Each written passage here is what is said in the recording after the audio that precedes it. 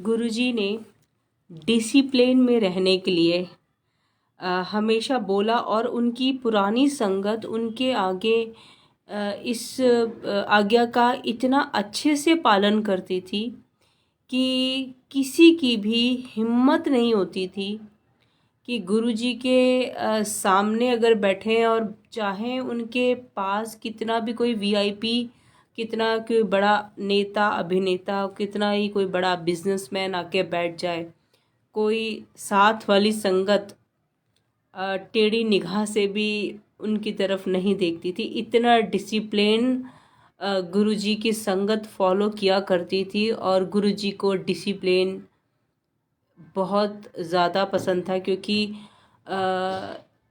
जो संत महापुरुष होते हैं अगर उनके सामने हम इस तरीके से प्रेजेंट होंगे कि हम उनकी डिसिप्लिन में रहेंगे तो शायद हम उनकी इतनी रिस्पेक्ट, इज़्ज़त या जो एक एक मोमेंट में जो हमें वो गुरुजी क्या एक नज़र से ही पता नहीं क्या क्या बख्श दिया करते थे। एक आँख के इशारे से एक दूसरे को बुला के कुछ भी कहने के लिए बोल दिया करते थे। अगर उन्होंने डिसिप्लिन में रहना ना सिखाया होता या संगत डिसिप्लिन में जो कई संगत ऐसी होती भी थी जो नहीं उनका रूल फॉलो करती थी, तो वो ये कह लीजिए अपनी झोली खाली ले जाती थी उनके दर से।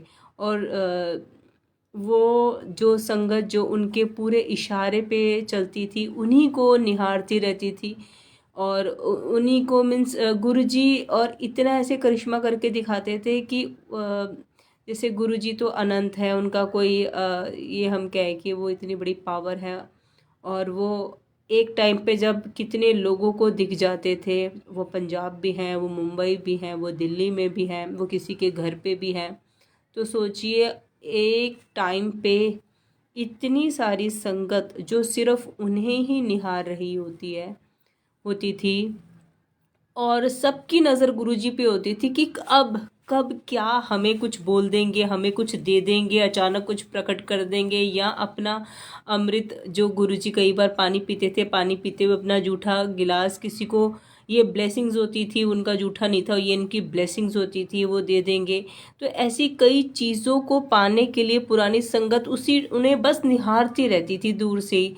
और गुरुजी की नज़र ऐसी नज़र होती थी कि वो हर एक संगत को, चाहे वो कितनी दूर बैठा है, चाहे वो एकदम लास्ट में कोने में बैठा है, हर किसी को यही लगता था कि वो किसी भी कोने से हमें ही देख रहे हैं। और ये सबका अलग अलग ये एक्सपीरियंस रहा है उनके साथ। मतलब कि ये कह लियो अगर एक टाइम पे 100, 200, 400, 500 संगत कितनी भी बैठी है और हर किसी को ये लगेगा अपने एंगल के अकॉर्डिंग कि गुरुजी हमें ही देख रहे हैं और हमें इशारा करके ऐसे कुछ बोला, या उस टाइम पे बाई चांस जैसे मैंने गुरुजी की तरफ देखा तो वो मुझे ही देख रहे थे। तो ये गुरुजी का हम बयां कैसे करें, ये तो अनंत शक्ति है जो आई थिंक हर एक रूह के साथ जुड़ जाती है और कहीं भी जुड़ जाती है, चाहे कोई घर बैठे हुए उन्हें अरदास कर रहा हो, चाहे वो उनके मंदिर में आके अरदास कर रहा हो, या उस टाइम की संगत जो उनके सामने बैठी हुई होती थी वो भी।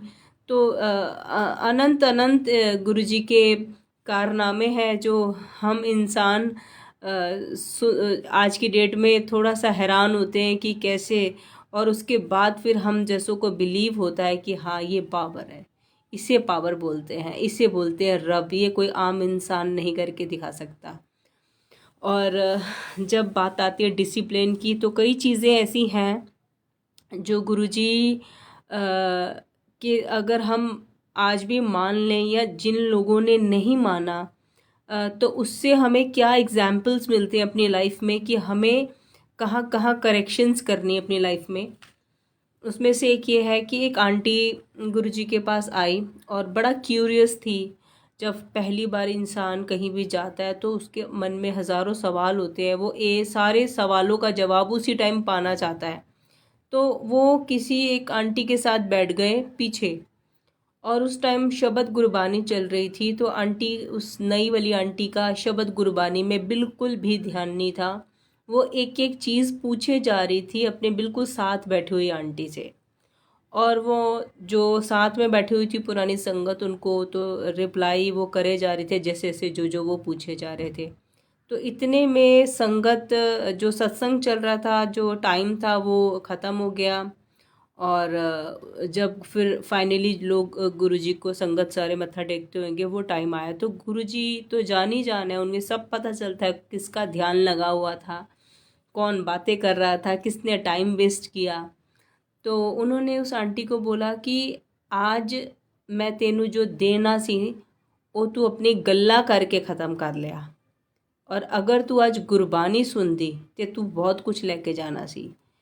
तो उन्होंने क्या किया, अपनी क्यूरियोसिटी की वजह से सारा अपना जो बहुत बड़ी ब्लेसिंग्स उसको उनको उस टाइम पे मिलनी थी, क्योंकि गुरुजी मूड में जब होते थे तो पता नहीं क्या से क्या कुछ भी दे देते थे, उनका मूड होना चाहिए, तो वो उन्होंने मिस कर दिया। तो प्रॉब्लम कहाँ रही कि डिसिप्लिन फॉलो नहीं किया और बातें करने लग गए स्पेशल सत्संग के बीच में, गुरबानी ना सुनकर।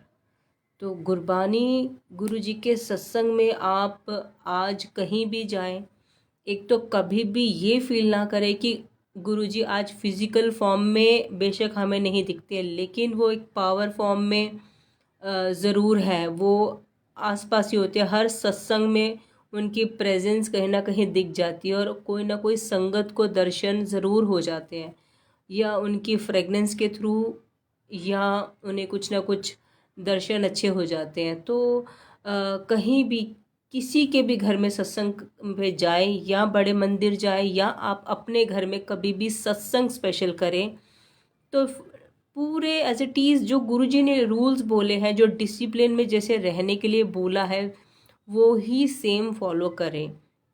उस टाइम पे अपना फ़ोन गलती से भी ना चलाएं, क्योंकि आपको पता है फ़ोन उठाने से आपकी सारी ब्लेसिंग्स ट्रांसफ़र हो जाएगी, ये गुरुजी के वर्ड्स है। तो लेकिन फिर भी आज की डेट में दुनिया फ़ोन उठा उठा के बात कर रही होती है, तो कोई फ़ायदा नहीं है फिर आपको आने का बड़े मंदिर, गुरुजी को मानने का कोई फ़ायदा नहीं है। जब अगर हमने आकर भी अपना वैल्यूबल टाइम निकाला, अपना ऐसा शेड्यूल बनाया कि आज हम मंदिर जाएंगे, आज हम सत्संग जाएंगे, तो उसमें आके भी हमने ध्यान नहीं लगाया अगर गुरुजी पे, हमने गुरबानी को नहीं सुना, बेशक हमें समझ आ रही है गुरबानी या नहीं आ रही, हमें पंजाबी अगर समझ में नहीं आती, तो गुरुजी ने बोला था जिनको पंजाबी नहीं आती थी तो उनको बोलते थे कि आप सुनो, समझना ज़रूरी नहीं है, आप सुनो। साउथ इंडियंस भी पंजाबी की गुरबानी सुनते थे, तो सिर्फ आप सुनिए, उसको सुनने में ही इतनी ब्लेसिंग्स गुरुजी की भरी हुई है कि बस वो सुनना ही आपके लिए समझिए कि अपने आप। और जब गुरुजी का टाइम गुरुजी अपने आप आपको समझना भी सिखा देते हैं। एक टाइम आता है जब आप 3 बार 4 बार 5 बार जब वही सेम शब्द गुरबानी आप रिपीटेडली सुनते रहते हो, तो आपको समझ में भी ऑटोमेटिकली आने लग जाती है। ये गुरुजी की ब्लेसिंग्स है। और गुरुजी वैसे बोला बोला करते थे कि पंजाबी सीखो, तो इस तरह से कई लोग हैं जो पंजाबी बोलने लग गए, पंजाबी समझने लग गए। गुरुजी की जो एक फिक्स डायलॉग्स होते थे, तो वो उन्हें समझ में आते थे कि गुरुजी अभी क्या बोल रहे हैं और इस चीज़ का क्या मतलब है। और बात कर रहे हैं हम डिसिप्लिन की, तो डिसिप्लिन में सेकंड नंबर पे बात आती है कि जब भी आप कभी भी गुरुजी के किसी के भी घर में सत्संग पे जाएं, तो कोशिश करें कि 10 मिनट पहले कम से कम पहुँचे। क्योंकि किसी का अगर हमें कोई कहते हैं ना कि हमारा कोई बहुत प्यारा जानने वाला है, अगर हमने उसकी रिस्पेक्ट करते हैं, हम उसका इंतज़ार कर रहे होते हैं कि हाय वो कब आएंगे घर पे, बड़े हमारे स्पेशल फैमिली मेम्बर होते हैं, कोई गेस्ट होते हैं, तो हम उनका कैसे बेसब्री से वेट कर रहे होते हैं, और जैसे ही वो आते हैं हम कैसे खड़े हो जाते हैं, उन्हें उन्हें रिसीव करने के लिए हम कैसे गेट तक चले जाते हैं कि अरे आइए आइए घर आइए। तो ऐसे ही गुरुजी तो समझिए बहुत बड़ी पावर है, और साक्षात महाशिव आपके घर में आ रहे हैं, और आप 1 घंटे बाद सत्संग में जाएं या आधे घंटे के बाद सत्संग में जाएं, तो ये नहीं करना चाहिए। ऑन टाइम आपको, अगर किसी के घर में 4 बजे से सत्संग स्टार्ट है, तो कम से कम आप इतना मार्जिन टाइम लेके निकलिए कि 10 मिनट पहले आप पहुंच जाए, ताकि वेलकम जब गुरुजी का स्टार्ट होता है उस वेलकम में आपका पार्टिसिपेट होना, वो वेलकम करना बहुत ज़रूरी है कि गुरुजी गुरु जी के लिए भी और अपने लिए भी, दोनों चीज़ें इम्पोर्टेंट है अपनी अपनी जगह। गुरु जी के लिए इसलिए क्योंकि उन्हें वही करता धरता है, उन्हीं ने तो हमारा सब कुछ ठीक करना है, और अगर हम उन्हें ही टाइम नहीं दे पा रहे तो फिर क्या फ़ायदा, उन्हीं के वेलकम के लिए नहीं खड़े तो फिर क्या फ़ायदा। 1 घंटे के बाद आने का कोई फ़ायदा नहीं है, क्योंकि गुरु जी के पास जो बड़े मंदिर में भी कई संगत जो लेट आती थी तो गुरु जी क्या करते थे, रोटी खान आ गए। उस टाइम पे वो ये नहीं बोलते थे कि लंगर खाना आया, वो बोलते आ गए हो रोटी खान। तो गुरुजी अपनी सिर्फ एक सिंपल बहुत वर्ड से बहुत कुछ बोल जाते हैं, कि उनका यही मतलब है कि अगर आप आओगे टाइमली, टाइम से 2 घंटे अच्छे से गुरबानी सुनोगे तो आप ब्लेस्ड हो जाते हो। तो आपको वो जो लंगर आप खाओगे वो ब्लेसिंग के रूप में आपको हर चीज़, जो भी आपकी हेल्थ इशू, कर्मा इशू, जो भी जहाँ जहाँ ग्रह इशू, सब में वो काम करेगा, तो वो एक ब्लेसिंग्स बन जाएगी। अगर आप जा रहे हो भाई 1 घंटा लेट, 1.5 घंटा लेट, या सिर्फ लंगर के टाइम पे, कि बस लंगर ही तो मेन है, लंगर में तो गुरु जी की ब्लेसिंग है, फटाफट से सिर्फ लंगर लो और लंगर खा लो, तो वो रोटी है सिर्फ, गुरु जी के वर्ड्स हैं। तो प्लीज़ इस चीज़ में भी डिसिप्लिन पूरा फॉलो करें, रिस्पेक्ट करें, आप गुरबानी की रिस्पेक्ट करें, गुरु जी की रिस्पेक्ट करें, टाइम की, और इन सब चीज़ों को मिला के एक डिसिप्लिन वर्ड बनता है जब आप, तो उसको अगर फॉलो करते हैं तो हमें रिसीविंग होती है, तो ही एक्चुअल में सारी रिसीविंग होती है। क्योंकि हमारे कर्मा जब हम गुरबानी सुन रहे होते हैं तो तभी ये कह लीजिए हमारी नेगेटिविटी रिलीज़ हो रही होती है। तो किया तो हमने बड़ा कुछ है नेगेटिव, और चाहिए भी हमें बहुत कुछ है, लंबी लिस्ट, पर आएंगे 5 मिनट के लिए, 10 मिनट के लिए, या सिर्फ लंगर खाने के लिए, तो ये गलत है, ऐसे नहीं करें। थर्ड नंबर पे आता है कि कई बार संगत जब लंगर प्रसाद मिलता है आपको तो आप क्या करते हो, सीधा आपने सेवादार जब आपको देने आते हैं, आप बैठे बैठे आप लेते हो, चाहे प्रसाद मान लो अपने लिए, तो सीधा आपने ज़मीन पे रख दिया। वो नहीं करना है।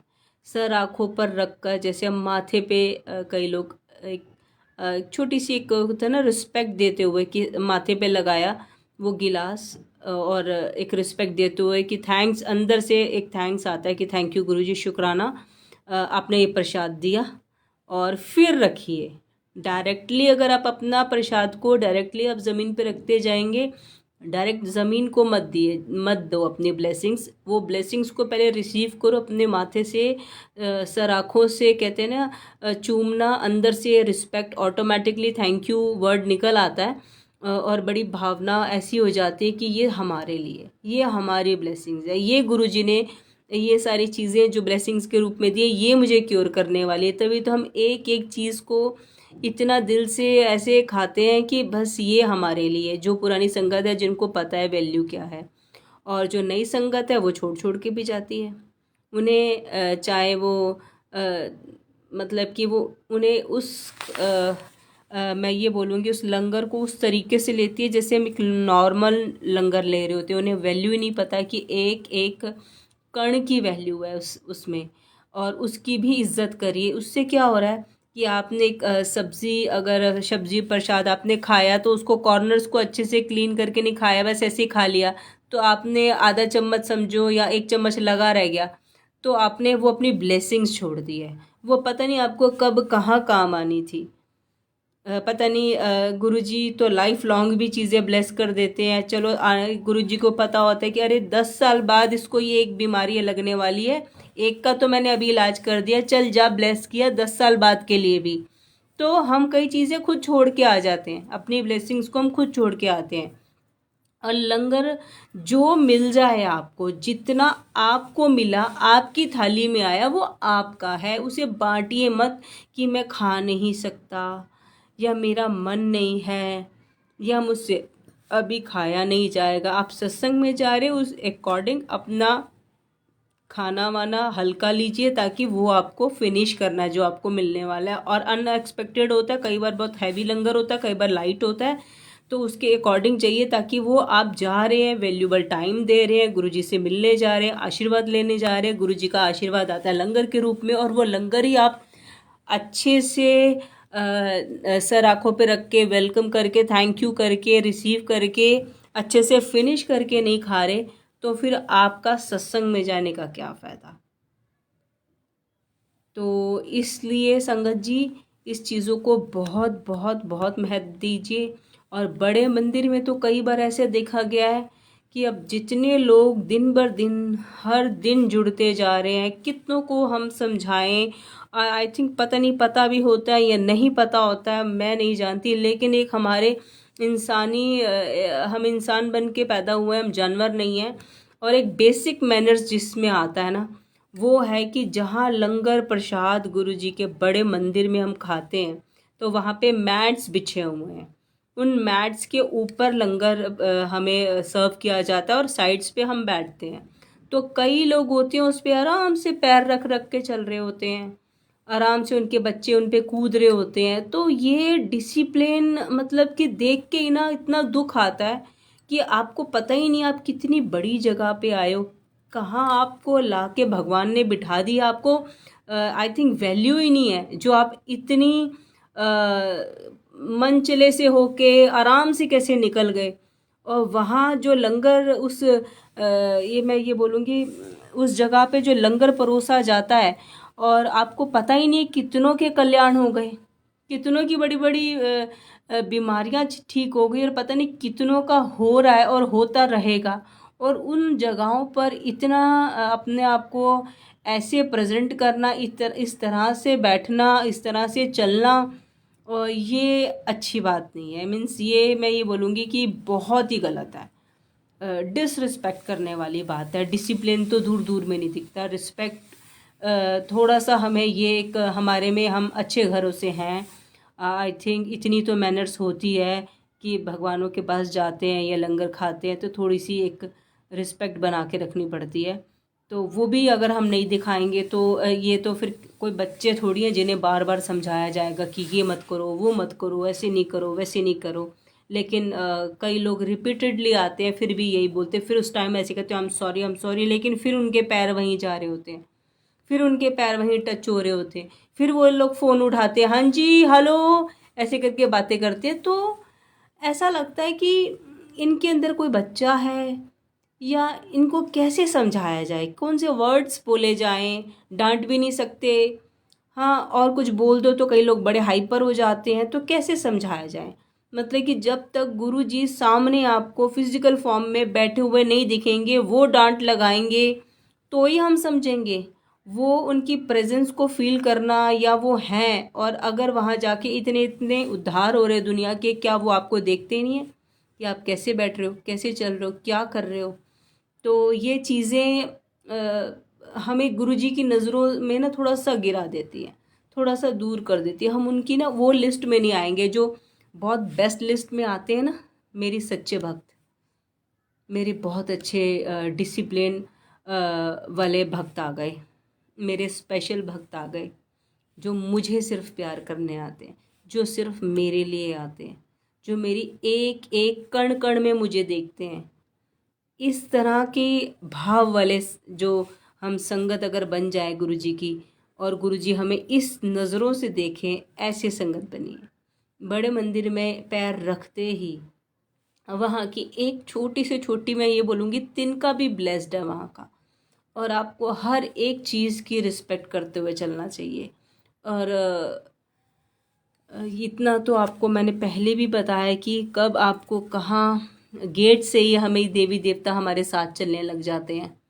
तो अगर हमारे साथ कोई अदृश्य शक्तियाँ चल रही हैं और हम बचपना कर रहे हैं, एक हमारे ऊपर कर्मों का बहुत बड़ा बैगेज होता है, ऊपर से हमारी ईगो, हमारी इंद्रियां, हमारा अशांत नेचर, हमें जो चाहिए अभी चाहिए, इसी वक्त चाहिए, और ऊपर से लंबी लिस्ट, ऊपर से हमारी बदतमीजी, तो कैसे लगेंगे हम भगवान को।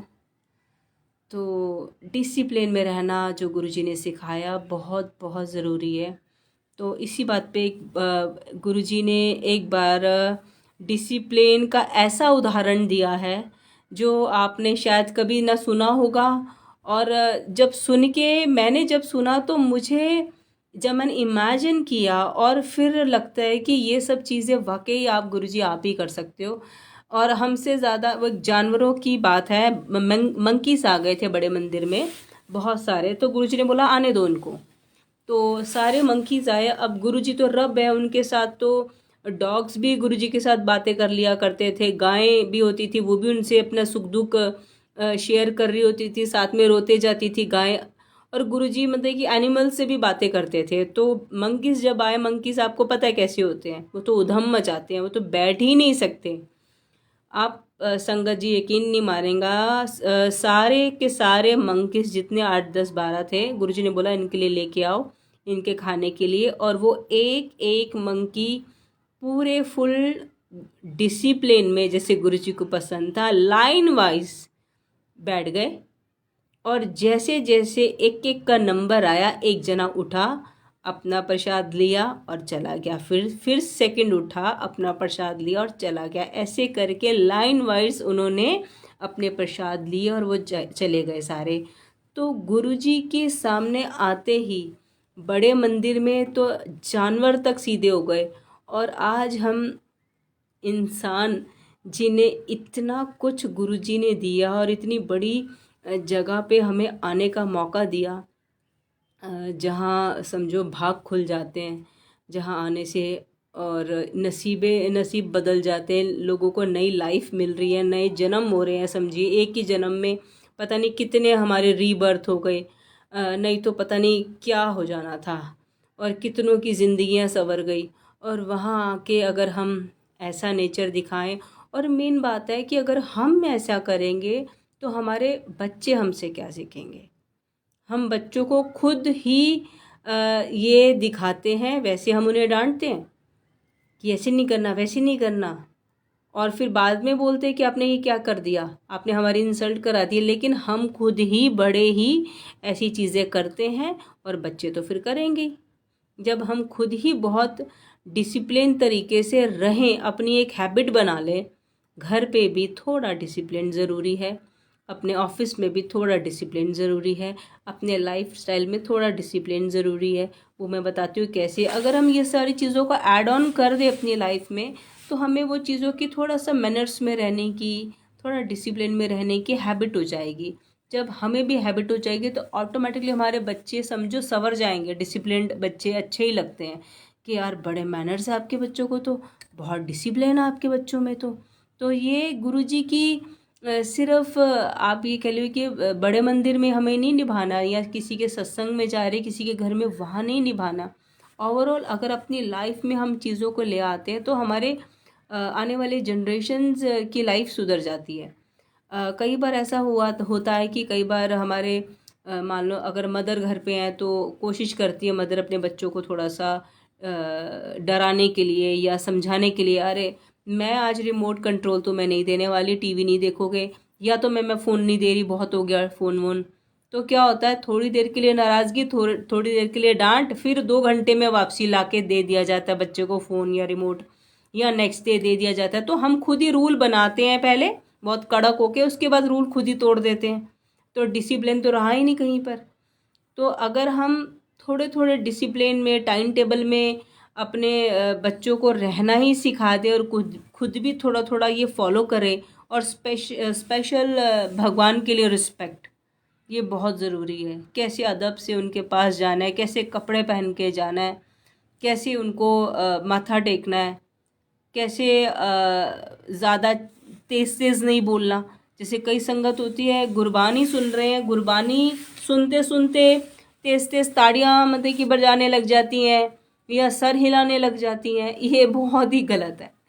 मीन्स गुरबानी तो इतनी रिस्पेक्ट देने वाली चीज़ है, गुरबानी में कभी भी ताड़ी नहीं बजाते, ना ही सिर हिलाते हैं। अब उनको उस टाइम पे आप हिलाकर बोल भी नहीं सकते कि ऐसा मत करिए, उनको बुरा लग जाएगा। और उनको शायद वैल्यू ही नहीं पता, गुरबानी पता ही नहीं क्या है, कि आप किस चीज़ को सुन रहे हो, आपको क्या एक्शंस कर रहे हैं आपको पता ही नहीं है। आपको सिर्फ साइलेंट रहना है, ज़्यादा से ज़्यादा मेडिटेशन मोड में जा सकते हो।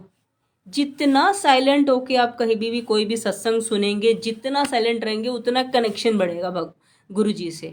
और जितना इधर उधर देखते जाओगे, उसने क्या पहना है, ये क्या कर रहा है, वो क्या कर रहा है, ये अभी आई है, ये बाद में गई, ये पहले यहाँ बैठी थी अब वहाँ चलेगी, उसने इतना लंगर ले लिया, इसने बाद में ले लिया।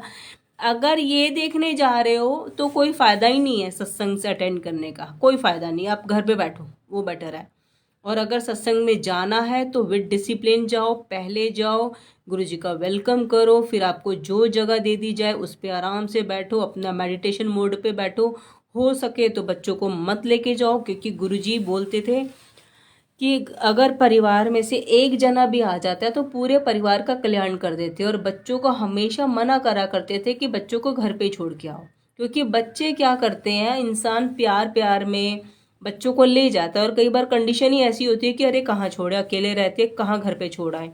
माना कि ऐसी कंडीशंस होती हैं, लेकिन ऐसा होता है कई बार हम अगर हमारे बच्चे बहुत शरारती हैं तो वो क्या करेंगे, वो खेलते रहेंगे, कूदते रहेंगे, इधर देख उधर देख, तो वो ना ही आपको बैठने देंगे और चार बंदे आसपास के और उन्हें समझिए उनका आने का जो फ़ायदा है ना वो होता ही नहीं है, वो खुद परेशान हो जाते हैं।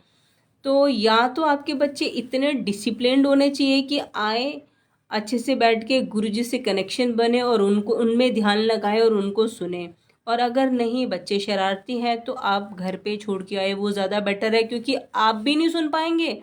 आप सोचते कि मैं आशीर्वाद लेने जा रहा हूँ या कुछ हमें मिलेगा, तो आप बल्कि चार लोगों को और डिस्टर्ब करके आओगे, आप तो हो गई, तो कोई फ़ायदा नहीं। पहले घर पे ही गुरबानी चलाइए, बच्चों को में अंदर डिसिप्लिन भरिए, क्योंकि जहाँ गुरुजी है वहाँ सत्संग है। आपके पास एक स्वरूप है, बहुत अच्छी बात है, वहीं पे गुरबानी अपने घर पे लगाइए। आपके पास छोटा स्वरूप है, बड़ा स्वरूप है, इससे कोई फर्क नहीं पड़ता। गुरु जी का एक बहुत छोटा सा स्वरूप भी काफ़ी होता है। एक गुलाब का फूल आपके ही घर में अगर पौधे लगे हुए हैं उसमें तोड़िए और गुरु जी को अर्पण करिए, एक अगरबत्ती जलाइए, जल प्रसाद रखिए, तो स्टार्ट करिए अपने घर में अपना सत्संग करके। अगर बच्चों की वजह से प्रॉब्लम होती है तो घर से ही डिसिप्लिन और सत्संग को सुन सुन के डिसिप्लिन जब अच्छे से बन जाए, जब लगे तो आप कहीं बाहर जाए। लेकिन अगर आपके घर पे ही आपको सत्संग करना आ गया तो आपका मन भी नहीं करेगा कि मैं कहीं बाहर जाऊं, तो अपना ही घर पे बैठ के पीस ऑफ माइंड जो आता है वो डिफरेंट है, तो वही मन करेगा। तो यही है मेन कि गुरुजी ने जो हमें सिखाई हैं चीज़ें, अगर हम उसे एक एक करके अपनी लाइफ में उतार ले तो हमारा पता नहीं, कहते हैं ना कितने ही जन्म होते जा रहे हैं, हर चीज़ में हम संवरते जा रहे हैं, निखरते जा रहे हैं, और बेहतर और बेहतर और बेहतर इंसान बनते जा रहे हैं। हमें इन चीज़ों की अकल ही नहीं थी, और कोई और समझाता तो पता नहीं कब अकल आती, क्योंकि गुरुजी समझाते हैं, उनके वर्ड्स है तो हम सुनते हैं, और सुनते हैं तो हम कोशिश करते हैं कि हम उतरेंगे। अगर हमें कोई वैसे कोई टोक देता, अरे तेरे में बहुत ईगो है, अरे ईगो मेरे में, अपनी देख, हम तो लड़ पड़ते। अरे अगर हमें कोई बोल देता डिसिप्लिन में रह, अरे तो हम बोलते तू अपना डिसिप्लिन देख, हम लोग ऐसे रिप्लाई करते। बट जहाँ गुरुजी आ जाते हैं, जहाँ पे हमारे हमारे रब, हमारे परमात्मा आ जाते हैं, तो उनकी एक एक कही हुई बातें हम एक्सेप्ट करते हैं दिल से और उन्हें मानने की कोशिश करते हैं, क्योंकि उनकी एक एक वर्ड में हमारा समझो ट्रांसफॉर्म हो जाता है। हम एक अच्छे, बेहतर, सुलझे हुए, खुश रहने वाले और टेंशन फ्री रहने वाले, मौज करने वाले, ऐश करने वाले, ऐसी संगत, ऐसे इंसान बन जाते हैं जिसमें जिसमें शायद ये लगता है कि हम 100 जन्म लेते तो शायद मेरे जैसा ऐसा आज मैं हूँ वो मैं बन पाता। तो मैं अपने आप को यही फील करती हूँ कि जितना मुझे बदल दिया गुरुजी आपने, जितनी आपकी बातें एक्सेप्ट कर कर के, मान मान के, जितना मैं निखर गई हूँ। और कई संगत है जो इतनी कनेक्टेड होती है गुरुजी से, गुरु सिर्फ वो गुरुजी के लिए आती है और उनको सिर्फ गुरुजी से मतलब होता है। उनसे उनको कोई दूसरा और कोई काम नहीं, किसी को नहीं देखना, किसी को नहीं सुनना, किसी को नहीं सोचना, किसी से कांटेक्ट नहीं बनाने, किसी से नंबर एक्सचेंज नहीं करने, किसी के ऊपर कमेंट्स नहीं करने, किसी के साथ आर्ग्यू नहीं करनी, कुछ नहीं। वो और गुरुजी बस, वो ही आगे जाते हैं। कहते हैं ना क्लासरूम में हर बच्चा फर्स्ट नहीं आता, तो वो सत्संग में हर संगत ऐसी नहीं होती। कोई विरला होता है जब गुरुजी किसी को ऐसी सोच से भर देते हैं, वो उनकी ब्लेसिंग्स है। जब वो ब्लेस कर देते हैं, जब एक तो सबसे पहले कि हम गुरुजी ना चाहे हमें सिखाना तो 10 साल तक ना सिखाएं, 20 साल तक ना सिखाएं, पूरी लाइफ ही ना सिखाएं, हमें समझ ही ना आए कि क्या करना था, वो उनकी मर्ज़ी। और अगर उन्होंने हमारा कल्याण करना है, अगर उन्होंने हमें बदलना है, तो वो चीज़ तब हमारे सामने आ जाती है किसी भी फॉर्म में। अगर हमें कोई बता जाएगा, कोई वीडियो, कोई फ़ोटो, या वो डायरेक्ट बोल देंगे, तो समझिए गुरुजी आपको कुछ समझाना चाह रहे हैं, कुछ बदलना चाह रहे हैं, आपको एक बेहतरी की तरफ बढ़ाना चाह रहे हैं। तो जब जो चीज़ समझ आए तभी समझ जाओ, तभी से बदल जाओ, और इतनी ब्यूटीफुल लाइफ हो जाएगी, इतनी खुशहाल लाइफ हो जाएगी, इतनी ट्रांसफॉर्म्ड लाइफ हो जाएगी कि हमें तो अच्छा लगेगा ही लगेगा अपने आप से, जब हम मिलते हैं कि हम कैसे इंसान हैं, लगेगा कि यार बहुत अच्छे हो गए, अब तो बहुत प्योर सोल फील होता है कि यार हाँ अच्छाई आ गई है। अब वो इम्पेशेंस होना, जल्दी जल्दी जल्दी, अरे बड़ी शांति है कि कुछ नहीं होता, आराम से चलो, ऐसा सुकून, ऐसा नेचर, ऐसे भाव हो चुके हैं कि हर चीज़ में एक सुलझा हुआ दिमाग होता है ना, एक ठंडा आराम से, हेल्दी माइंड, हेल्दी सोल, एक बहुत ब्यूटीफुल दिल, ये सब कुछ निखार के गुरुजी ने ऐसा बना दिया है कि हम खुद भी बदल गए हैं, और जो मिलते हैं वो भी बदलना चाहते हैं, और सुनना चाहते हैं, और सीखना चाहते हैं, और बताइए इसके बारे में बताओ, इसके बारे में बताओ। तो कितनी अच्छी बात है कि जितनी गुरुजी की संगत सीखती जाए, जितनी गुरुजी की संगत संवरती जाए, उतना ही अच्छा है। क्योंकि आज मान लीजिए गुरुजी की कुछ संगत या कुछ लोग अगर सुधर गए गुरुजी की शरण में, तो उन्होंने क्या, उनका फर्ज है आने वाली संगत को वो उन्होंने ही बताना है। हमें भी बताया, मुझे 10 11 12 साल पहले किसी संगत ने बताया, ऐसे करिए, ऐसे करिए, ऐसे करिए, ऐसे करिए, उसको फॉलो किया। मैंने बहुत जल्दी एक्सेप्ट करके फटाफट हर चीज़ फॉलो की, और फॉलो करके आज 10-12 सालों का नतीजा है कि जो थोड़ा बहुत गुरुजी महाराज ने सिखाया वो उतना सीखा है। और कई संगत जो जुड़ रही है, उनको आने वाली 10 20 15 30 सालों की उम्र में, जो 30 सालों के बाद जो संगत आई, उनको उन्होंने ही बताना है। तो हर किसी के ऊपर ये कह लो एक फ़र्ज भी आ रहा है कि गुरुजी को मान रहे हैं, उनकी संगत है तो उनकी बेस्ट संगत है, उनके कहते हैं ना, हम उनके नगीने हैं, हम उनके डायमंड्स हैं। और उनकी संगत में इतना जैसे उनका एक मंदिर बिल्कुल डिफरेंट है, उनकी उनकी जो जैसे वो प्रैक्टिकल इतने चमत्कार करते हैं, वो बिल्कुल डिफरेंट है। और तो अगर वो सारी चीज़ें इतनी डिफरेंट है, तो उनकी संगत भी बिल्कुल डिफरेंट होनी चाहिए कि हाँ बोले भाई, गुरु जी के यहाँ की संगत से मिलो तो मज़ा आ जाता है। उनके जो भाव हैं, या उनसे बात करने से जो बातें सीखने को मिलती है, वो डिफरेंट है कि कोई आपसे मिले और आप ही का हो जाए। ये भाव, ये बदलाव गुरुजी कर देते हैं, अगर आप चाहोगे तो। गुरुजी तो कदम बढ़ा लेते हैं, कुछ कदम हमें भी बढ़ाने होते हैं। तो ये हम पर भी है कि हम सीखना चाहते हैं, नहीं सीखना चाहते, सीख लिया, सुन लिया, अमल नहीं करते, टाइम लेते हैं बहुत, और जितना टाइम लेते हैं उतना टाइम वेस्ट करते हैं हम बेसिकली अपना। और जब तक हम टाइम कवर अप करके फाइनली सीखने की उसमें आते हैं, तो हमें फिर लगेगा यार बहुत टाइम वेस्ट किया, काश कि इन सब चीज़ों की पहले समझ में आती है। और एक एक चीज़ हमारी लाइफ में इतनी इम्पॉर्टेंट रोल निभाती आती है, ये सब चीज़ें हमारी पर्सनल लाइफ में, प्रोफेशनल लाइफ में भी काम आती है बहुत। अगर हम गुरुजी की हर चीज़ें सिर्फ बड़े मंदिर के लिए, सत्संग के लिए नहीं होती, हमारी खुद की लाइफ में भी बहुत काम आती है। फिर हमें समझ आता है वाह गुरुजी, अगर हम होते पहले वाले तो ऐसे रिएक्शंस देते, लेकिन आपसे मिलने के बाद आपने जो चेंजिंग की है, उसके बाद हमारा रवैया ये है, हमने ऐसे पलट के रिप्लाई किया, या हमने इस चीज़ को ऐसे सॉर्ट आउट किया, तो इतना बेहतर हो जाओगे, इतना मैच्योर माइंड, इतना सुलझा हुआ माइंड, इतना खुशदिल माइंड होगा ना कि आप बिना बात पे भी खुश रहना शुरू कर देंगे। कोई लोग होते हैं ना, सब कुछ है फिर भी सड़ते कुड़ते रहते हैं। अब अगर आपके पास प्रॉब्लम भी होगी ना, फिर भी आप हंसोगे, इंटरनल खुशी, मतलब ऐसा सुकून आ जाएगा अपनी आपकी लाइफ में, जो एक डिफरेंट ही फीलिंग है। मेन यही होता है, अमीर लोग भी सुसाइड करते हैं, पैसा ही सब कुछ नहीं होता। मेन होता है सुकून, इंटरनल खुशी, वो आ जाएगी अगर हमने गुरुजी की एक एक बात को सुन लिया, समझ लिया, ग्रहण कर लिया और उसको फॉलो कर लिया। तो गुरुजी थैंक यू सो मच। हमें डिसिप्लिन सिखाने के लिए, इसका मतलब, इसकी वैल्यू बताने के लिए, और कोशिश करते हैं हम डिसिप्लिन में रहें ताकि हमारी लाइफ सुलझ जाए, संवर जाए, और हम आपकी एकदम निगाह में रहें और आप हमें डायरेक्ट देखो और बोलो कि हाँ, ये मेरा प्यारी संगत है, ये मेरा प्यारा सच्चा भगत है, ये मेरी हर एक बात मानता है। तो वो ही गुरु जी को प्यारा लगेगा जो उनकी एक एक बात मानता है, सुनता है और उसको फॉलो करता है। अदरवाइज़ अड़ियल नेचर वाले, हाँ, अपनी मानने वाले, मैं तो ऐसे करूँगा वैसे करूँगा, वो फिर भीड़ है गुरु जी के लिए, उसका कोई फ़ायदा नहीं है। धक्के मार मार के आगे जाके उसको उसको कंधा मार के, उसको कंधा मार के, ऐसे कर करके आगे आगे जाके दर्शन करने का, फिर गुरु जी के आगे 10 मिनट तक जानबूझ के खड़े होके अरदासें करने का कोई भी फ़ायदा नहीं है। गुरु जी बोला करते थे, मैं सबसे पहले सबसे लास्ट में बैठी हुई संगत को देखता हूँ, जो एंड में आके बैठते हैं, जो दिखते भी नहीं है, जो कहीं दूर किसी कोनों में बैठते हैं, मैं सबसे पहले उनका कल्याण करता हूँ। तो हम जैसे सोचते हैं तो गुरुजी बिल्कुल डिफरेंट उनकी सोच होती है।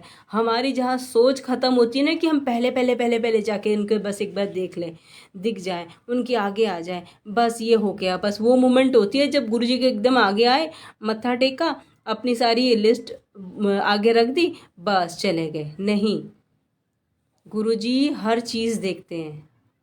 तो प्लीज़ संगत जी, अगर आपको कुछ पाना है, कुछ रिसीविंग करनी है, कुछ बेहतरी करनी है अपनी ज़िंदगी की, तो आप बजाय इसके ये बोलने कि पैसे नहीं है, प्रॉब्लम है, काम नहीं चल रहा, बिजनेस नहीं है, आप बस एक एक एक एक करके गुरुजी के रास्तों पे चलना शुरू कर दीजिए। हर चीज़ अपने आप ठीक होती जाएगी, अपने आप ठीक होती जाएगी। एक संगत है, उन्होंने मुझे मैसेज किया, मैं किसी को अमृत वेला सत्संग के लिए मैं लिख रही थी, पूरा मैंने जब लिख दिया मैसेज तो फिर मैंने मन में सोचा चलो टाइप तो हो गया, कॉपी पेस्ट मैं कर रही हूँ, चलो कईयों को भेज देती हूँ, जो पढ़ ले उसका कल्याण। तो मैंने उनको भी भेज दिया, तो उनका आगे से रिप्लाई आता है, क्या आईफोन मिलेगा?